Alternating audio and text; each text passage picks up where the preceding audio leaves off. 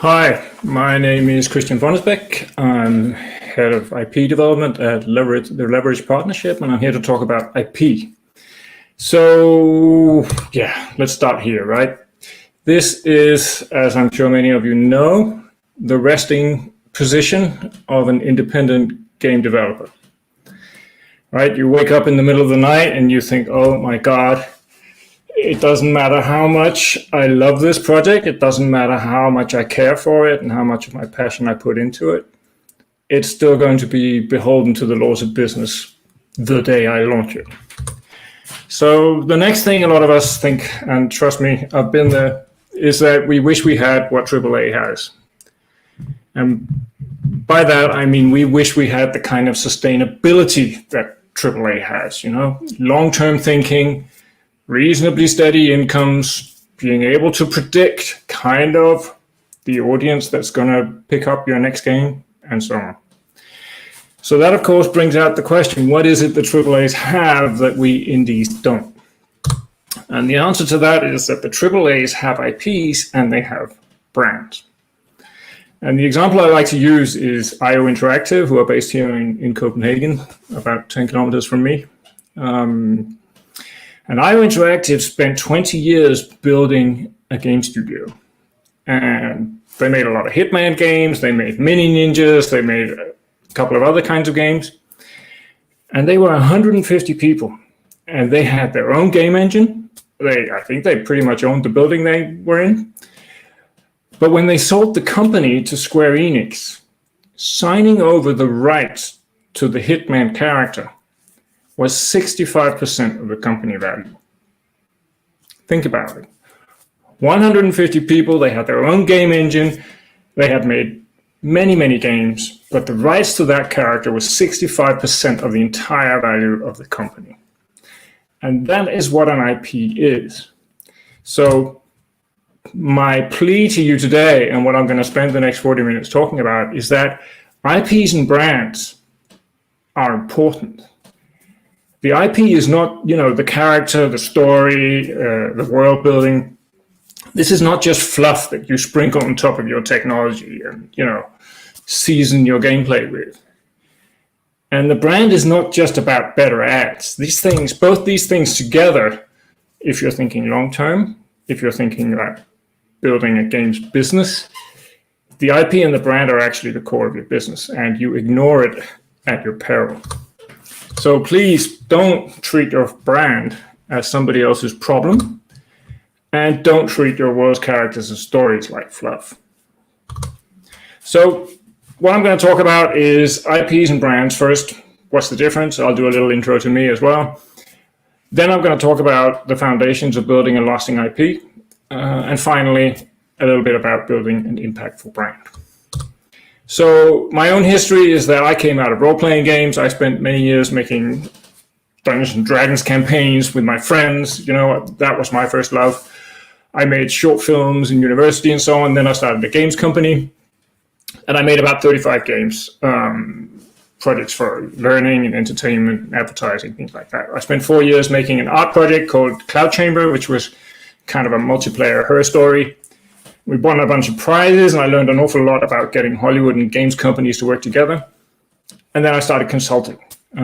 So today I'm almost like a freelance head of IP development. So I work with companies all across Europe. I spent about 2 years. This was the turning point. I became head of IP development for a company called Nordisk Film Games, which is part of a local media conglomerate here in Scandinavia. And in the 2 years I was there, we spent about $140 million investing in 6 different studios. And the brief for me as head of IP development was, how do you take these games and make them into lasting entertainment properties? Because for a lot of investors and media companies, that's the challenge, right? How do you build something that lasts beyond the first game? And today I'm part of the Leverage Partnership, with me and some other consultants who basically just help people do these things. So one of the things we do is we look at the top selling games. And of course, if you look at the hit list, whether they're mobile or console or PC, then pretty much all of them are parts of existing franchises. It's very difficult to break into the big time with something completely original. Of course, something like Valheim has just done it, and then you really got lucky. So the question with Valheim will then be, does it have what it takes to sustain this across multiple games? And the games that do have that is the ones that have both the IP and the brand. So what's the difference? The difference is the IP is the ownable part of the experience. And you've got to think about that for a moment, because you can't really own gameplay, right? It doesn't matter how you design your gameplay. It's very, very difficult to protect it in a court of law or prevent others from doing the same thing.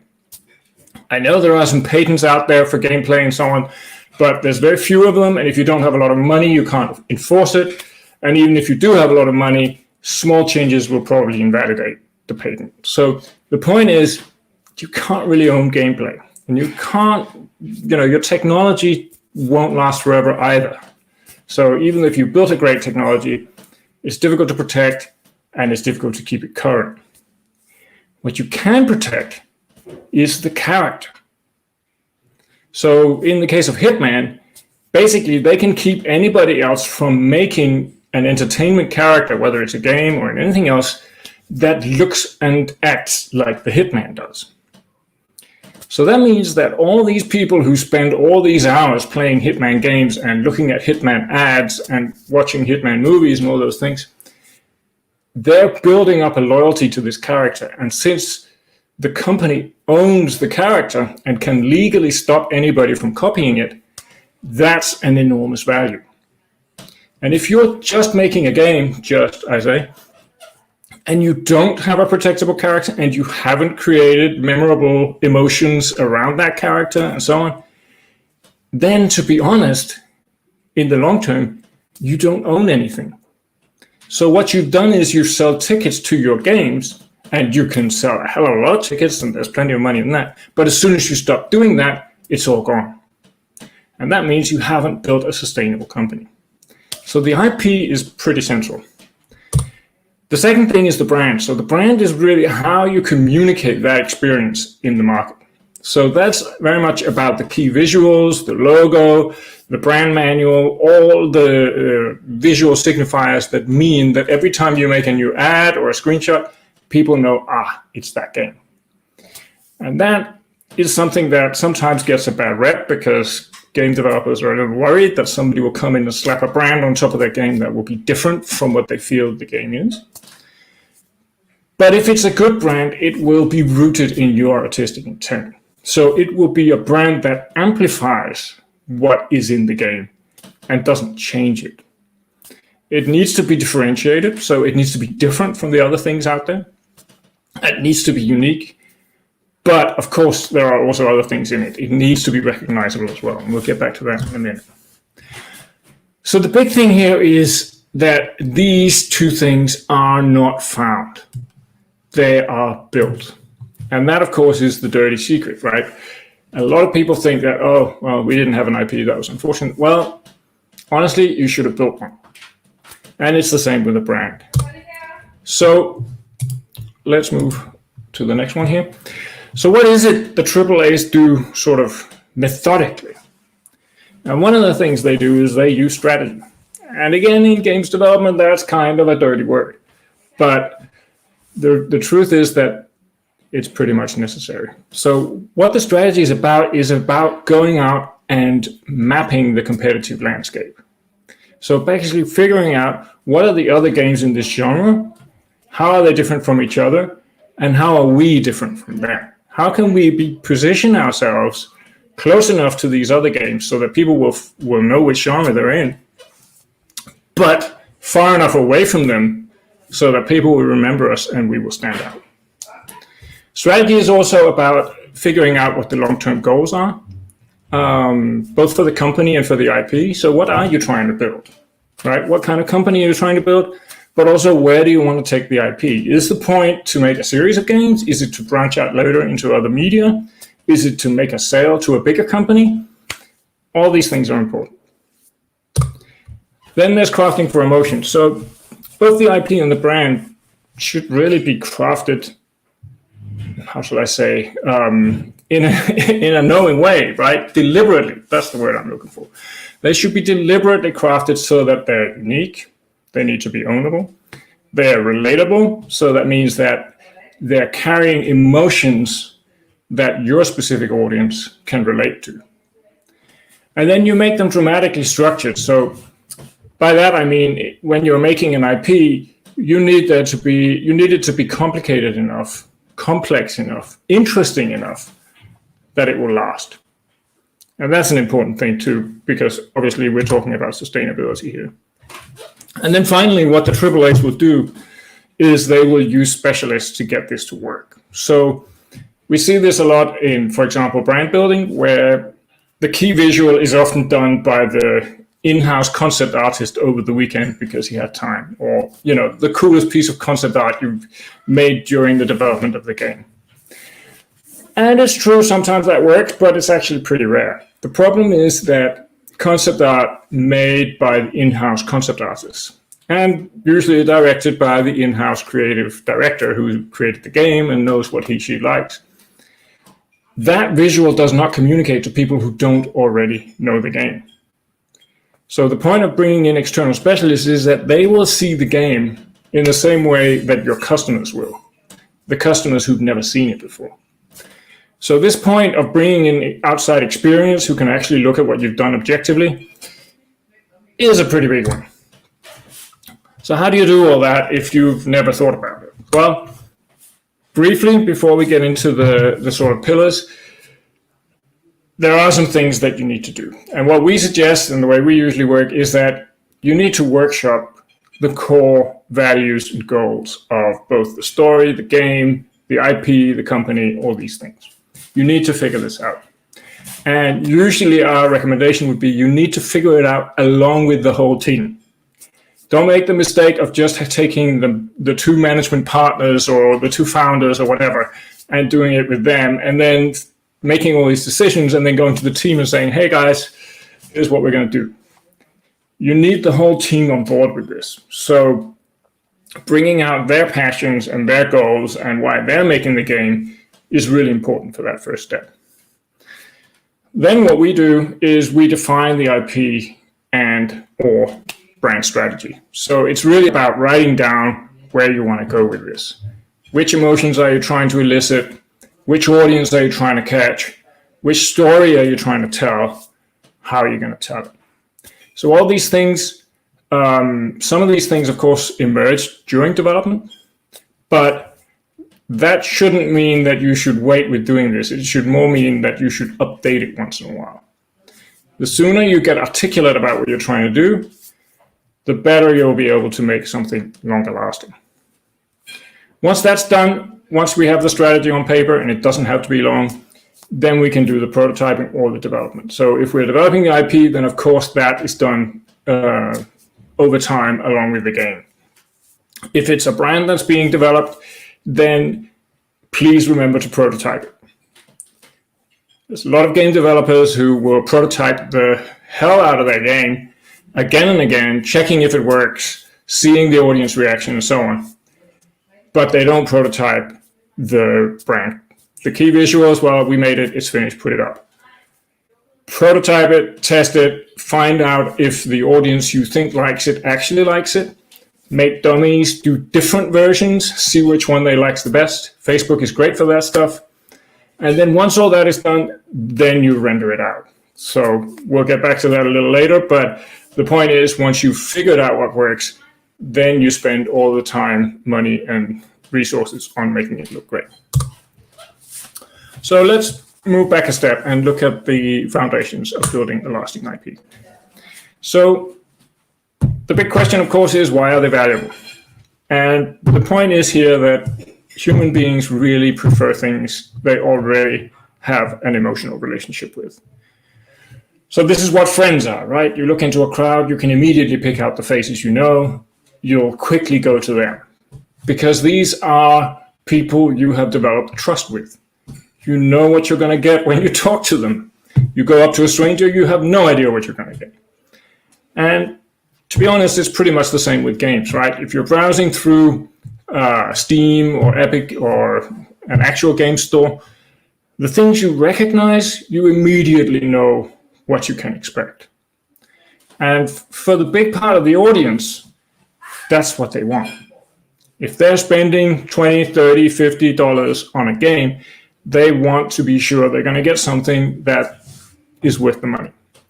And if they haven't spent the time, like all us indie game artists have, they haven't checked out the games that are out there. They haven't read the reviews or that. They buy something familiar. So, you know, you may think your early adopter audience is the art house audience who really know what they're getting. But if you want to expand later, then that's, you have to think about these things. One second.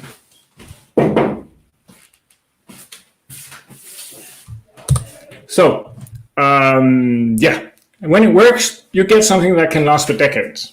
So, for example, with Resident Evil, we see it coming up again and again. People know this universe. They know these characters. They know these conflicts. And what's really been happening a lot lately, especially these last 2 years after we've got Sonic, we've had The Witcher, we've had Pikachu, and so on, it means that the investors are really looking for properties that could potentially one day move on to other media. That's actually more important than you think, because if you're pitching a game to a publisher or an investor, you may not care what happens 1 year, 2 years from now. You just want to make this game. But the investor cares. The investor is thinking there's two things here. Either I'm investing in a one-shot game and maybe it'll hit or maybe it won't. Or I'm investing in a potential franchise. So even if it's a medium hit, it can continue to build an audience and it can become a bigger thing over time. It can become a series. It can maybe even move to another media. So the point there is, even at the concept stage, when you're pitching publishers or investors, if you're not pitching an IP, you're really only doing half a pitch. And you can be damn sure the investors are already thinking 10 years down the line. So is it enough to get well known? This is important. Awareness is not the same as IP. So just getting your game known does not mean that you have an IP. It actually has to be able to travel to other media. So the legal definition is that the IP, the intellectual property, is the artistic works that can be protected. And as I said, that's mainly about the character. But we can break it down to these 5 pillars. And I would dare to say that, you know, if you really are thinking IP, then most of them are there to make the universe sustainable so that you can build a bigger attachment to the character. So a lot of it comes back to the character, but of course there's a lot of stuff around it. And I just want to repeat this. I'm not saying that gameplay is not important. And I'm not saying that technology is not important. I know that these two things are 90% of game production, at least our count-wise. But the tricky thing is that once the gamers have finished playing the game, what they remember is the time they spent with the character. And that is the value that transfers in the hands of investors or franchises or so on. So what's the first pillar? The first pillar is you need to have a consistent artistic intent. And, you know, games are a kind of engineering-driven art form. And there is a tendency for the creative types to be a little bit sidelined sometimes because, right, we need to get the combat loop to work, or we need to get the game engine to work, or whatever.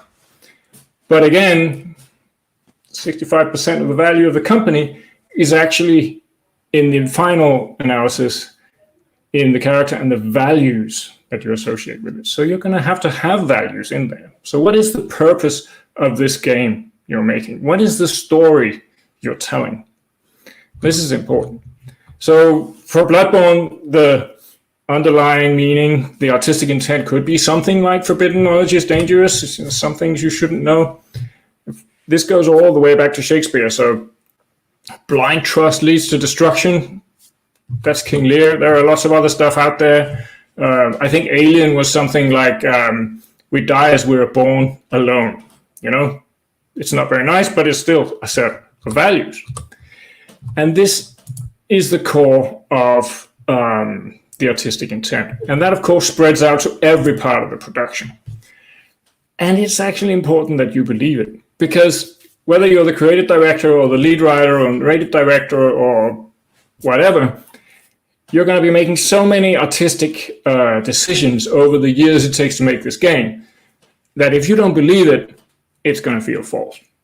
And trust me, once you get out on the big plains, the internet is the best bullshit detector ever invented. It's really important that you actually believe the stuff you're saying. So what that boils down to really is that your IP has to have a purpose. There has to be something you're trying to say with this game experience. And that leads us to the repeatable emotional journey. So if you think about it, all the big IPs are really repeated experiences that we're buying again and again.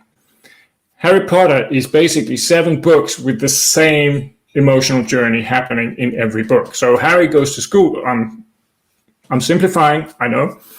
But basically every book is about Harry going to school, being bullied, figuring out who his friends are, working hard, and finding out who he can trust, and then finally defeating whatever this book's villain was.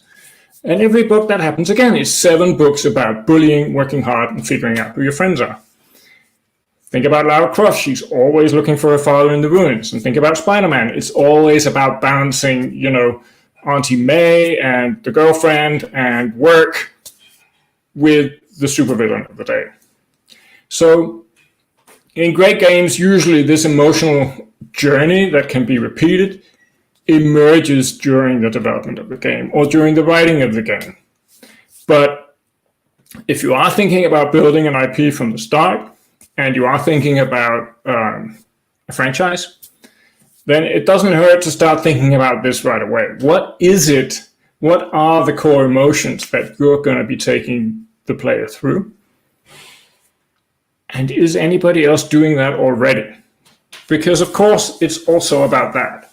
If you're doing something exactly like what everybody else is doing, you're going to have to struggle to win over them before your own game gets to win.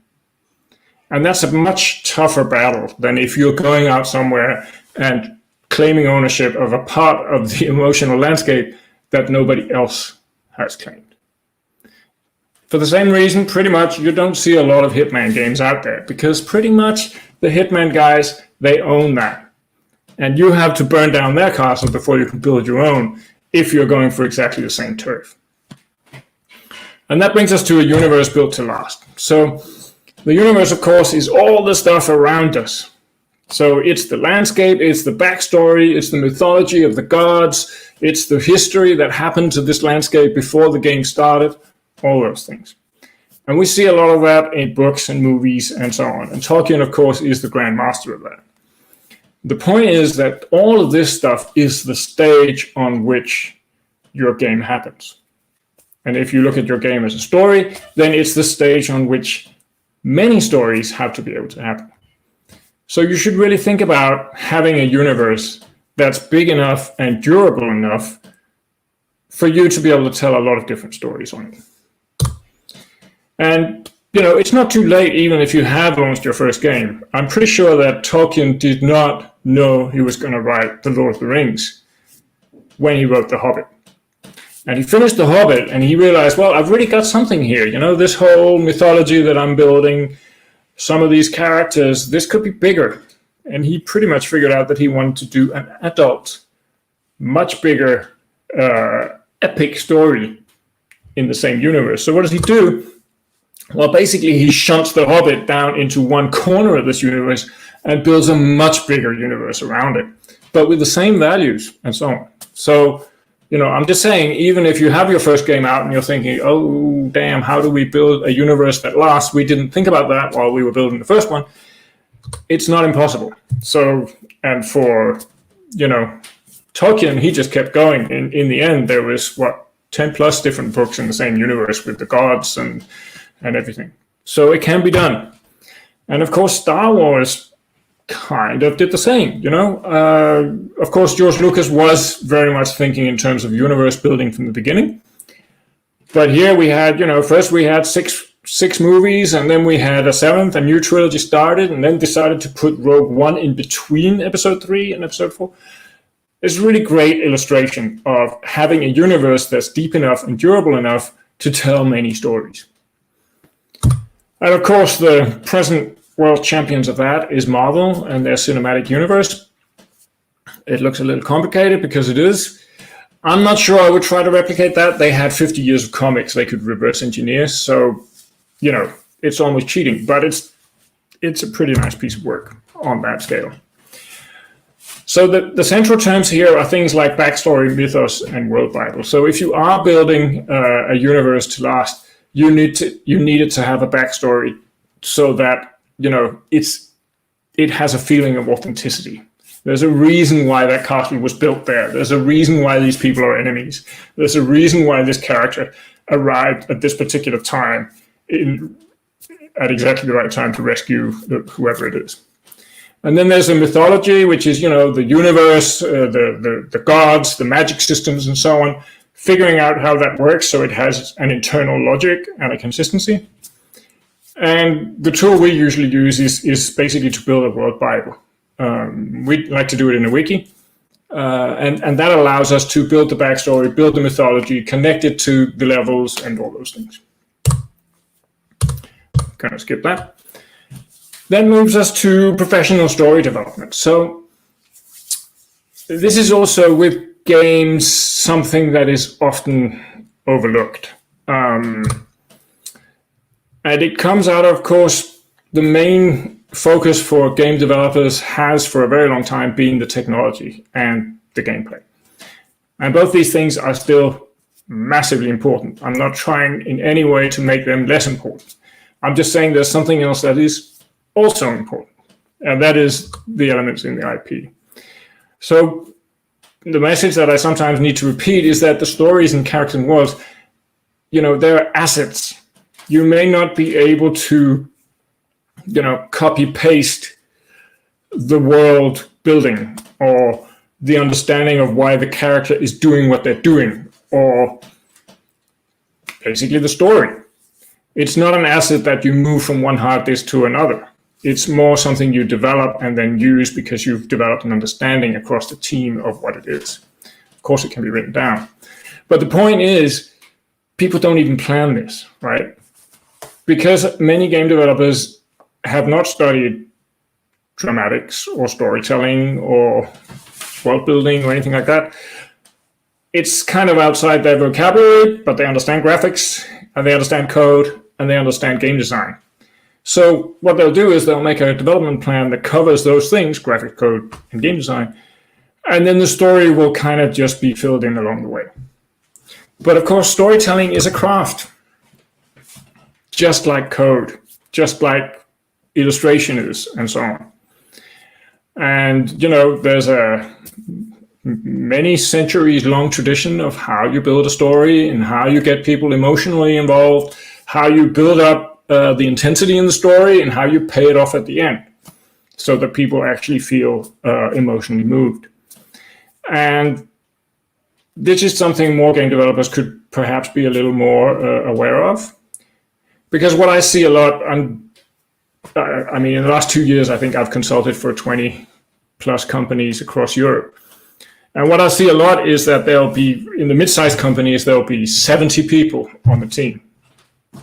And one of them will be a writer. And that one person will not be a partner or a founder or anything, and they won't be the highest paid person in the room.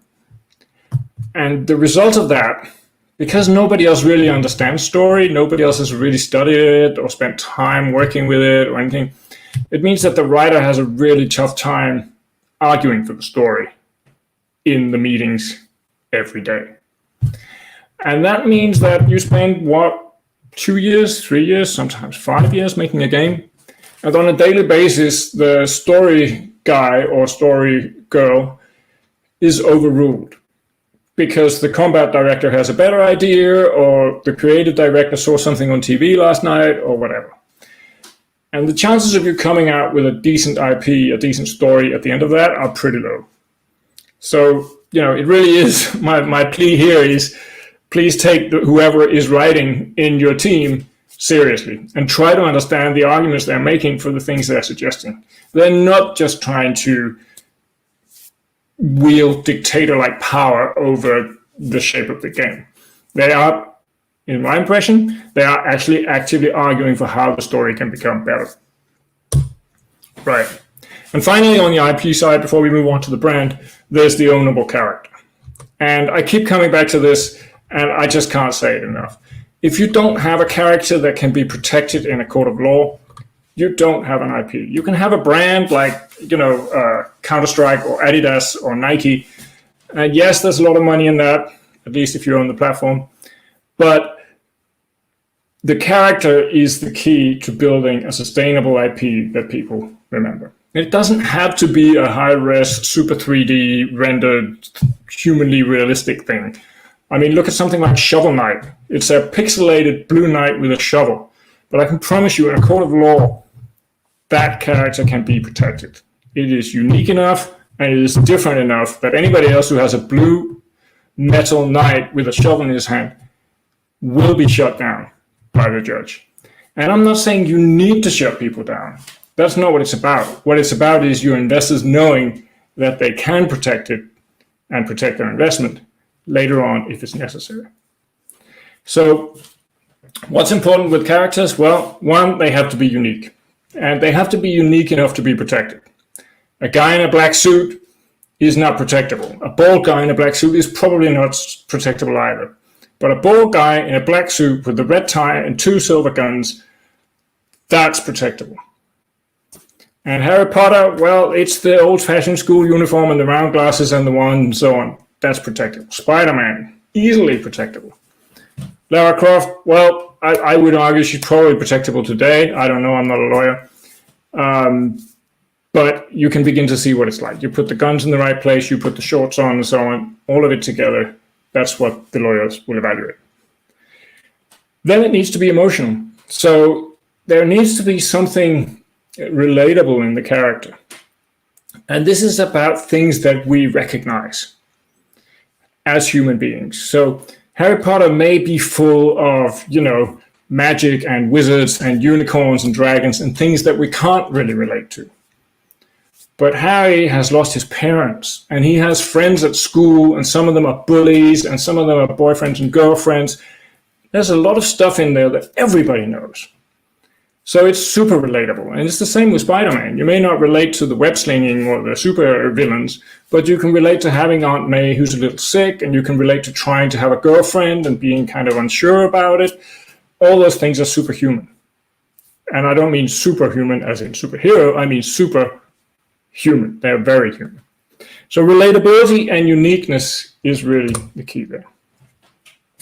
So that brings us to the end of the IP foundations and brings us to brand. I've got about 10 minutes left, so that should be perfect. And as I said at the start, the brand, this is about how you communicate the experience you've made to the market. And the trick, of course, is, or the goal, is that you want to get to here, right? You want to be at the point where people take one look at your key visual or your game box or whatever, and they say, I want that. And the problem is no one can see inside your dream. So you spent 2 or 3 years with this game, you know it inside out. So you think it's enough to put up a picture of a spaceship with the right planet in the background and the right weapons, ordnance systems underneath, and you think people can understand what's going on. The problem is they can't. To them, it's just a spaceship. So what the brand needs to do is it needs to communicate to people who know nothing about your game what the core emotions are.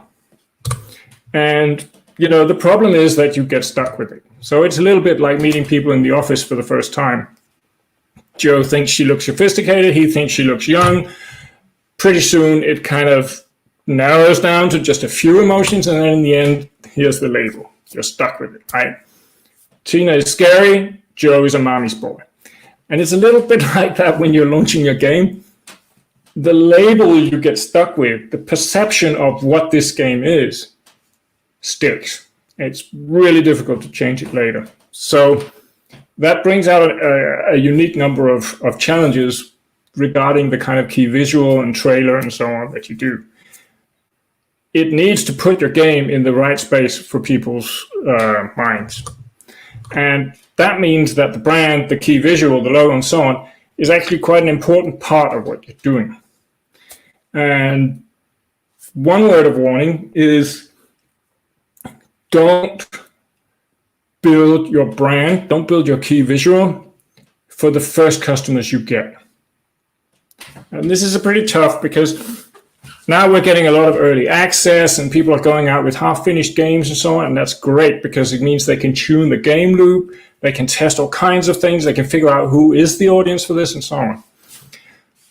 The problem is, the challenge is that the people who are willing to come in with a half-finished game and play it and spend time on it are not the same people as the people in the mainstream audience. So the mainstream audience is very big. That's where you really can build a sustainable company. The early adopters are the people who come in when the game is half finished and full of bugs and it doesn't quite work yet. They're completely different. So if you build a brand that they really like, you can almost be sure that the mainstream audience is not going to like it. So this early adopter audience, they're very literate, they're very articulate about what they want, they read game reviews, they know, hey, what I like is a deep crafting system in a looter shooter, preferably in space. But if you go to the mainstream audience, what they want is, I want a feeling of revenge. I want Bruce Willis with a shotgun in his hand. This is a completely different way of looking at buying a game. So the early adopters can be quite feature-based in what they're looking for, but the bigger audience is emotional. So you need to make your brand, your key visual, your logo, reflect the emotions I'm going to feel inside your game. And that's what it means to strategically position something. So you figure out exactly who the audience is, you figure out who or what emotions they are turned on by, and then you figure out how that can be connected to the artistic intent inside the game. And then you build a key visual that does that. That's the point. And when it works, you get key visuals like the Cyberpunk people made, which really stand out in the market. It may have a bad rep right now, but you probably remember the 12 months leading up to it where this just stood out. I'm pretty sure they decided they were going to own the color yellow. And then the key visuals, another thing they do is that they engage you with both personality and emotion. This is a great, key visual where the rage that Kratos feels, but also the main gameplay is actually in this image. The whole corporation with the AI boy, the Nordic setting, the trolls, the forest, everything in one shot. This is what I'm buying. And then, again, this thing about engaging the customers with the emotions that they feel, the attitudes they feel, right? This is so directly aimed at people who would enjoy exactly this emotion of being able to point a shotgun and say, hey, fuck you.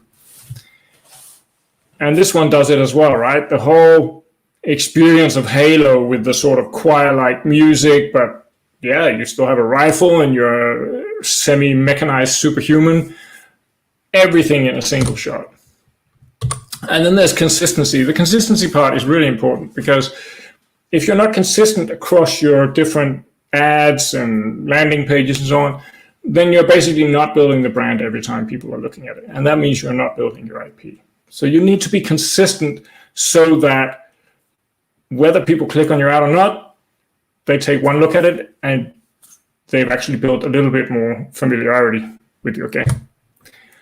And when these things come together, you can own your position in the market. And if you don't, then you're competing on features, and you don't want to compete on features. So wrapping up, here's an example that I was part of doing. This is Heroes and Generals, which is we came in about 3 years ago. They were a massively multiplayer shooter with 7 million users, and they didn't have a brand. They just had, the concept art they'd done. Their ads look like this. You couldn't even see it was the same game. And when we were finished with it, it looked like this. There's 3 factions. It's a massively multiplayer shooter. It's in World War II. We built a brand manual so that they could keep on building these brand assets, and by that, continue to build the IP and the brand. And the key visual can be stacked and made vertical or whatever. And then it's a brand hierarchy, so they can launch new games but keep the IP familiarity and the brand familiarity. And that's it. They grow up really fast, these games. So if you haven't thought about a brand or an IP, it's time to start, I would say. I know it's not necessarily the most purely artistic thing to do, but even if your aim is to make art and to make games that convey some kind of message, then having a sustainable company is the only way you can continue to do it. So having an IP, having a brand around it, I would say is necessary unless you only want to do it once.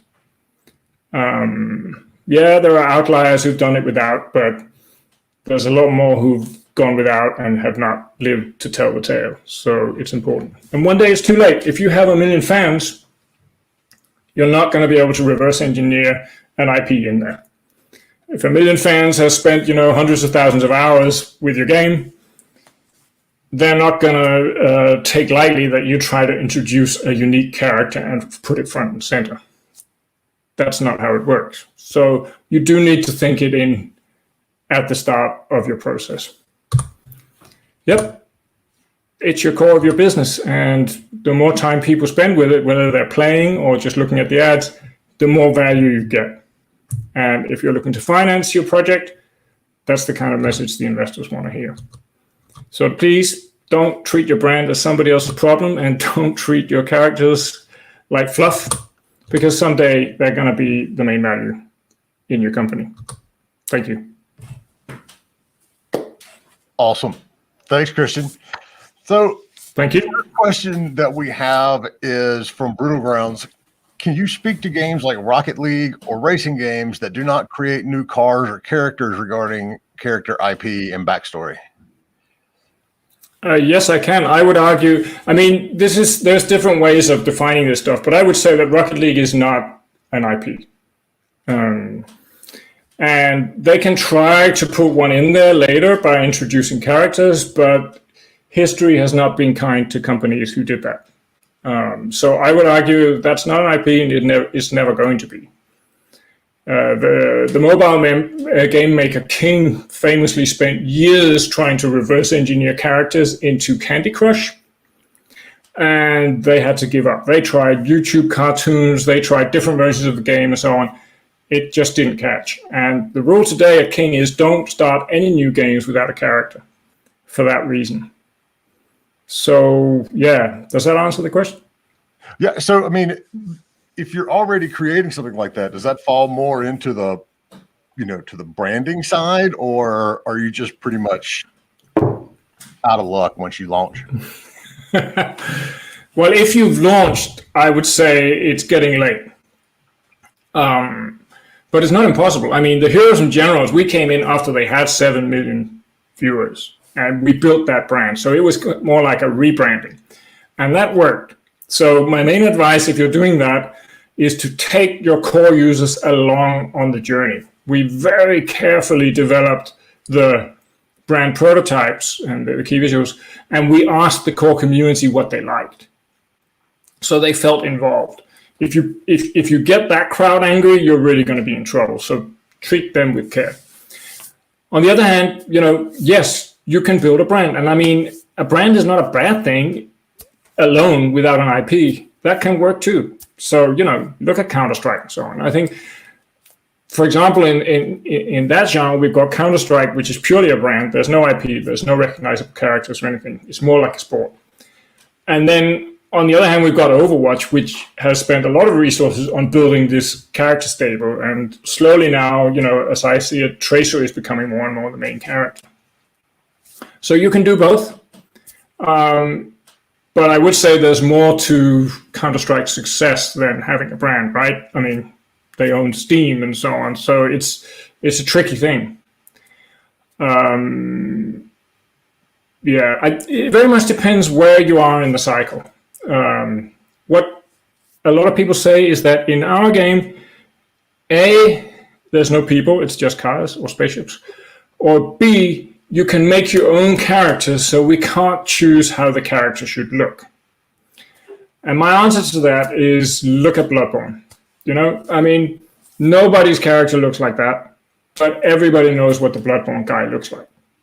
So even if it is purely a racing game or purely a spaceship game, I would make key art with a recognizable character leaning against the spaceship or leaning against the car. Because what that character does is not say, this is the character in the game. What it says is, this is the experience you're going to have in the game. So that's what the character does. It represents the emotional experience you're selling. Does that make sense? Yeah, I mean, so with something like Fortnite, where they have done so much to bring in other IPs, are they, you know, now you see Jonesy in a lot of the promos, and you know, they've got Peely the banana. Is that a situation where you think they planned for that initially, or are they trying to go back in and add more original IP characters around the story? Definitely. I don't think they had any idea what they had until suddenly it exploded.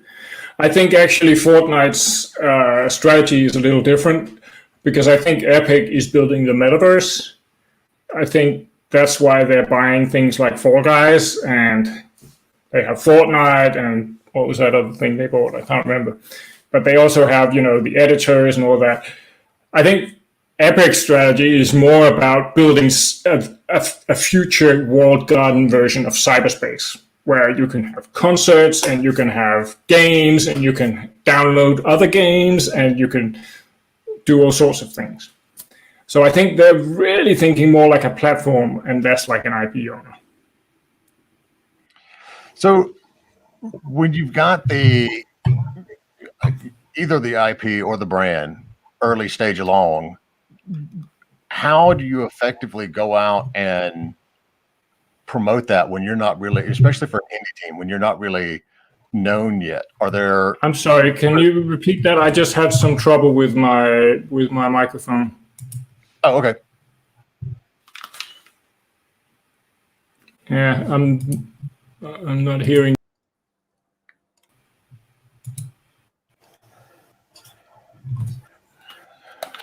Did you lose it? Yeah, I can hear you now. Try again. Sorry. Okay. So for indie teams, you know, when they're going out there, and, you know, Shovel Knight's a good example, but at the same way that, you know, Fortnite didn't really know what they had, Shovel Knight didn't really know what they had before, you know, they got a big explosion as well.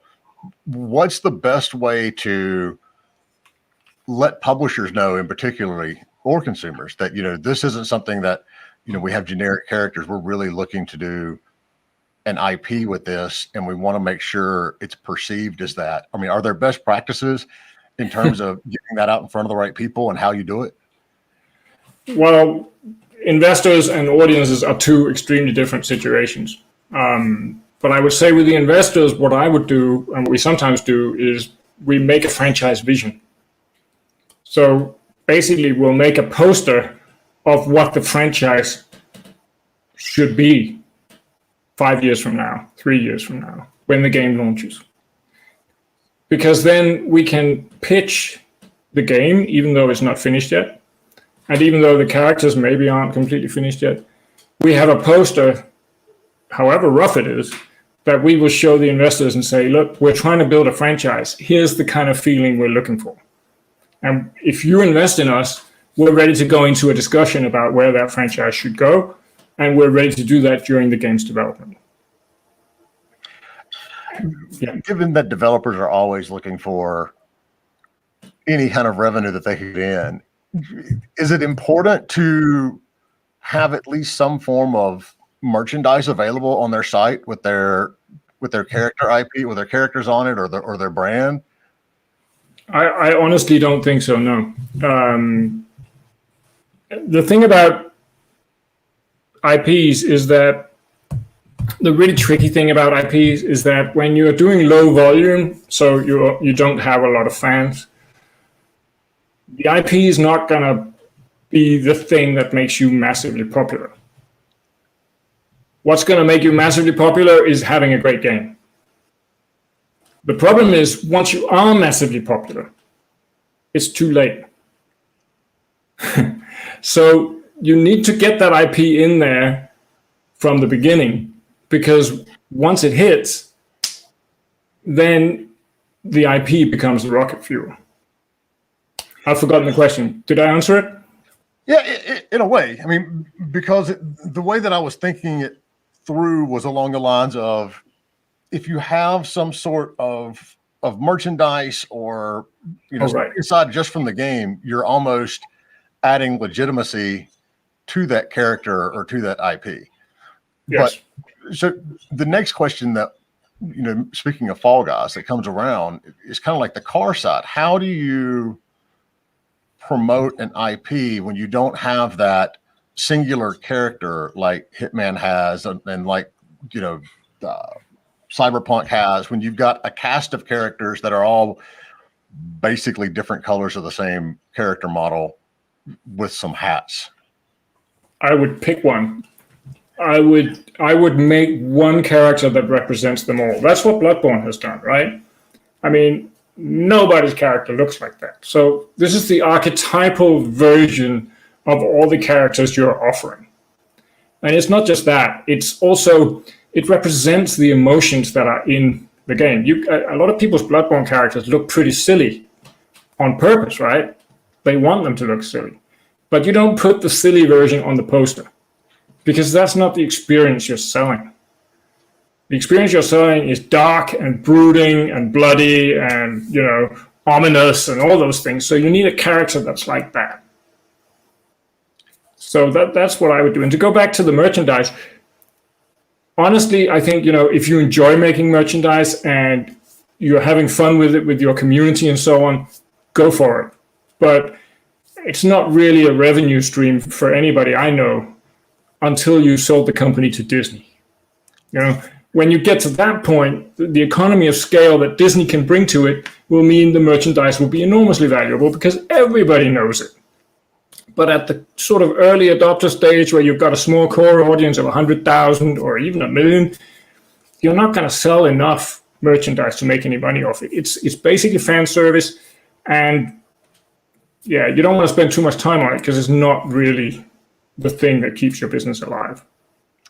So we got a question from YouTube. We have an IP for kids. We're developing the scripts for an animation series and a game with it. Which is best to start releasing to build an audience, the game or short written stories? Or short written stories? Yep. So the money doesn't matter. It doesn't matter how much it costs to make the game. It's just a question of releasing whatever. Well, they're doing both. They just want to know which one, should they release the game first or some of the stories first to start building that audience? Well, I don't really have enough information to decide, but a shot in the dark would be that releasing stories for an IP that nobody knows has no value at all. Nobody will pick them up. There's so much going on out there. There's so much quality entertainment for free. Why should they spend money reading stories about something that they don't know? It's brutal, but that's how it is, right? People pick up things they know. That's exactly what I would have said too, Christian. So yeah. Yeah, but I think the algorithm that you have to get into your head is that if you're building a new IP, your main goal is to build a big audience which is emotionally engaged in that audience or in that IP. Your goal is not to, service your fans, your core fans. Your goal is to build a big audience. Does that make sense? I mean, putting out short stories is not going to do that. It's too demanding to read short stories. The game is going to drive everything at the end of the day. And you're right. If there's tons of stories on the internet, if there stories that no one knows about the IP, that's going to make it that much more difficult to sell. So I mean, I agree with you wholeheartly. It's a matter of making sure that you've got something that's known that people can latch into, and then working from there. So we've got a few more minutes. If anybody has questions for Christian on IPs or brands, whether you're on YouTube or Facebook, Twitter, LinkedIn, Twitch, wherever you're watching us right now, pop them in chat and we'll get to them.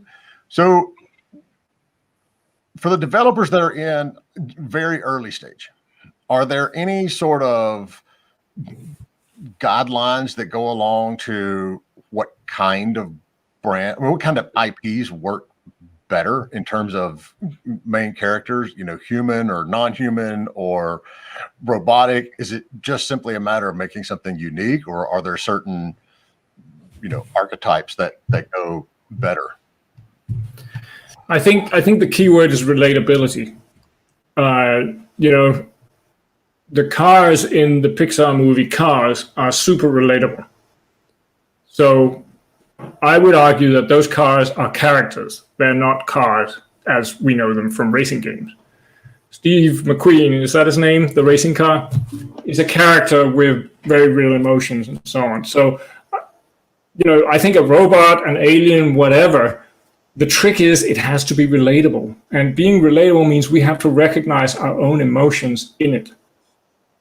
So I think the test is build your character, animate it, put it on little ads, and then see if you can get an emotional reaction out of people who look at it. I like that. That's the test, right? I mean, if you're using Facebook as a test, make all your variations of the character and see which one the most people click on. If you're testing animations, you need to get a feeling for whether people feel anything when they see it, right? Do they think it's cute? Do they think it's sad? Can they see that it's angry? That's the real acid test. All right, we got time for one more quick question, and then we're going to queue up Julia over at Sega that's going to discuss how you pitch to publishers. So for search, if your character matches an existing IP, should you look at AAA IP? All right, hold on, Nightwolf, you lose me in here. For searching, if your character matches an existing IP, should you just look at AAA IPs and well-known ones? If it's not matching, do you not need to keep looking? Hey, Nightwolf, do me a favor. We're going to move over to Discord. If you can clarify your question, we'll get it answered, but I'm not sure where you're going on this one. Sorry, I don't get it. We will get it answered for you. All right, Christian, thank you so much. If you want to continue the conversation, we'll be over at discord.gg/indiegamebusiness. So we're going to wrap this one up and then stick with us for about 2 minutes, and we'll have Julia set up and we'll talk about pitching to publishers. Thanks, everybody. Thank you. Bye-bye.